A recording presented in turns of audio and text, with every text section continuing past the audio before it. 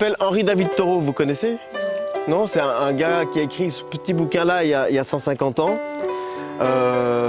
Et vous en faites ce que vous voulez. Hein. L'authentique promeneur n'est pas plus vagabond que la rivière sinueuse qui ne cesse de chercher opiniâtrement le plus court chemin jusqu'à la mer. Par exemple, le Dalton, je ne fais pas. Moi, je ne fais pas ça. Non.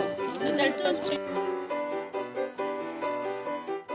Oh, je voudrais tant que tu te souviennes les jours heureux où nous étions amis. Vous connaissez l'espace qu'il y a entre les cimes d'arbres, vous savez, qui s'effleurent, qui se balancent, qui se touchent, qui se caressent. Il y a un nom dans cet espace-là, entre les feuilles au-dessus, au sommet. Vous ne connaissez pas le nom de cet espace? Il y a un nom poétique qui s'appelle la timidité.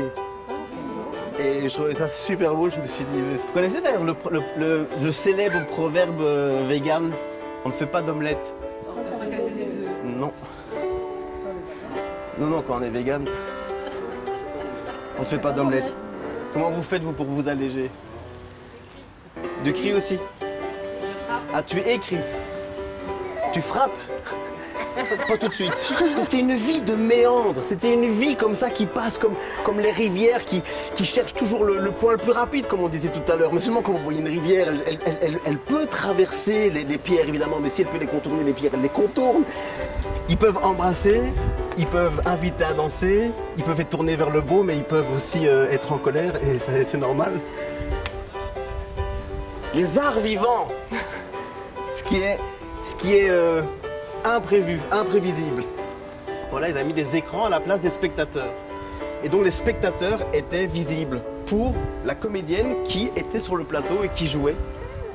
Ça me semblait complètement fou de me dire, mais l'avenir du théâtre, alors que les gens disaient, mais sur YouTube, ah oui, on voit les artistes sur YouTube, oui, on voit 30 secondes d'un moment d'un artiste, mais il n'y a pas de danger, il n'y a pas l'émotion de l'imprévu, de l'accident, de la surprise. Et arrive sur ce grand plateau blanc de plus de 40 mètres de large avec 25 mètres de profondeur, une piscine olympique. Et là, le père d'Hamlet arrive sur son cheval. Et à ce moment-là, le cheval ne sait pas exactement ce que lui doit jouer. Donc il improvise. Et il chie sur le plateau. Et tout le monde fait « Ah, là, il y a un gars qui arrive avec une pelle, on lui a mis un chapeau. Là, il y a quelque chose. » On voyait qu'il était en communication avec des gens qui étaient dans les coulisses et il faisait... Des fois, il baissait sa tête et à un moment donné, il ramène. Et dans sa grande discrétion, il entend que le public entier commence à l'applaudir.